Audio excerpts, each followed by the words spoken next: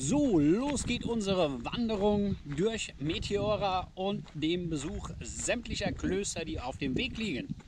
Viel Spaß bei der Tour!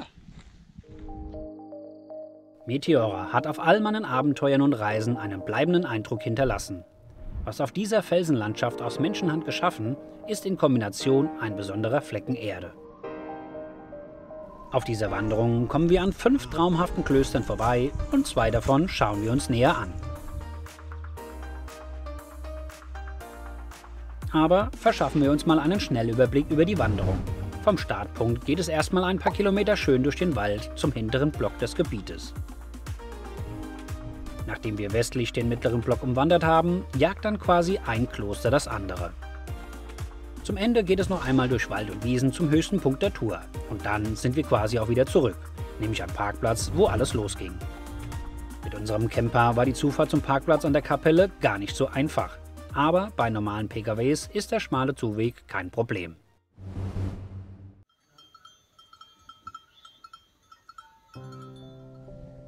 Von hier geht es los, noch ein bisschen die Straße entlang und nach 500 Metern dann links ab den neuen hergerichteten Waldweg entlang. Wir sind früh losgewandert, um der Mittagshitze etwas aus dem Weg zu gehen. Und darüber hinaus machen die meisten Klöster schon um 15 Uhr die Tore dicht. Hier mal die kompakten Tourdaten.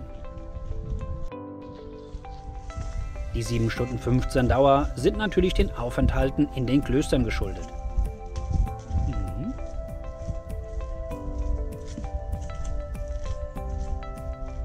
Und jetzt sind wir auch schon am hinteren Block angekommen und ganz schön beeindruckt von der tollen Landschaft und den Sandsteinfelsen.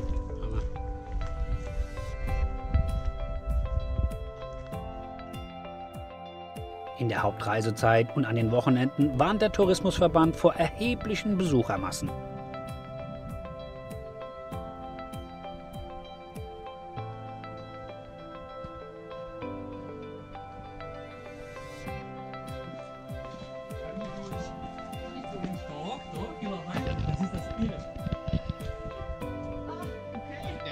Die Wegführung ist einfach und an einem T-Stück machen wir einen kleinen Abstecher zum Aussichtspunkt rechts. Wollt ihr zum Kloster schon mal laufen?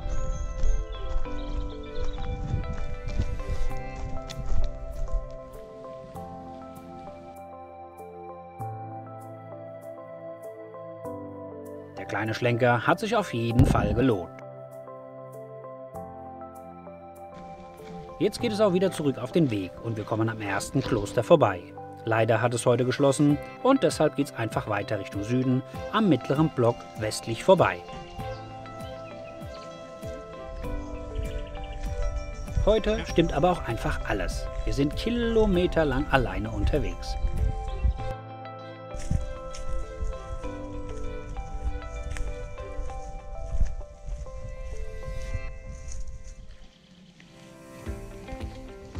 Es ist herrlich, hier durch den Wald zu wandern. Er ist schön abwechslungsreich und bietet immer wieder freie Blicke auf diese riesigen Konchloratformationen. Manche sind bis zu 500 Meter hoch. Keine Seltenheit in der Region sind diese Schildkröten, die einem immer wieder mal über den Weg laufen.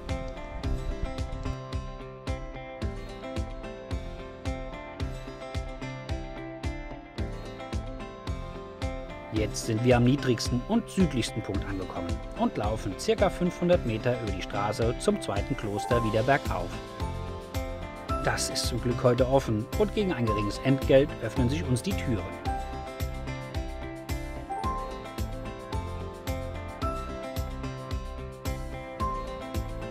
Das Kloster ist klein und übersichtlich, aber mit einem tollen Blick auf den mittleren Block. Hier machen wir ein kleines Päuschen. Da jedes Kloster in der Woche einen anderen Ruhetag hat, sollte man sich im Vorfeld informieren, welches jeweils geschlossen hat.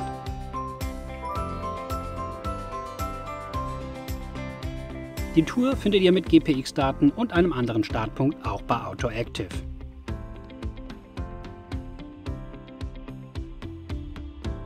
Jetzt geht es wieder etwas die Straße entlang und nach 300 Metern wieder links den Waldweg nach oben zum nächsten Kloster. Was den Dresscode der Klöster angeht, so sind strenge Regeln angesagt. Ohne Schulter- und Kniebedeckung kommt man einfach nicht rein. Die 24 Klöster, von denen 6 noch bewohnt sind, zählen nach der Akropolis in Athen zu den beeindruckendsten Sehenswürdigkeiten in Griechenland.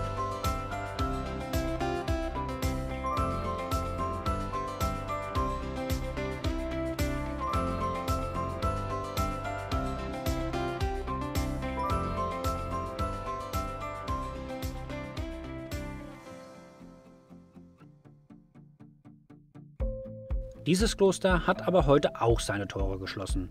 Und so tappern wir rüber zur größten Klosteranlage namens Great Meteora.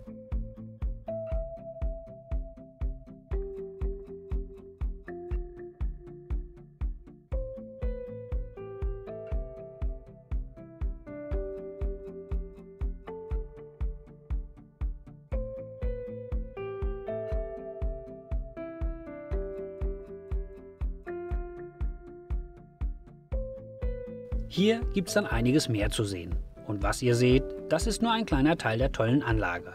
Schließlich sollt ihr ja selbst noch etwas entdecken.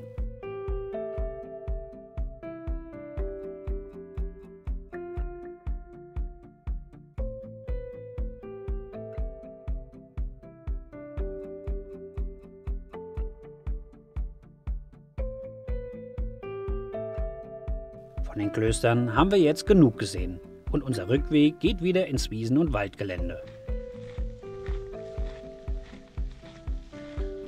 So langsam merken wir die Kilometer in den Beinen und vor allem in der Zunge. Ich bin froh, dass wir ausreichend Getränke dabei haben und zum Glück ist noch kein Hochsommer. In der Ferne sehen wir schon unseren Parkplatz und die großen Felsen haben wir schon weit hinter uns gelassen.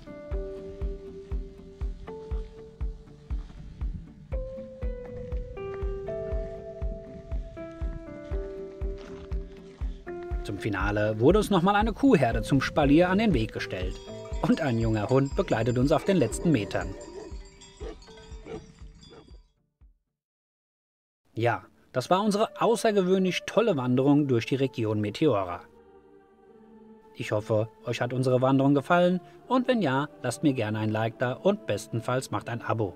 Ich freue mich. Bis zur nächsten Wanderung.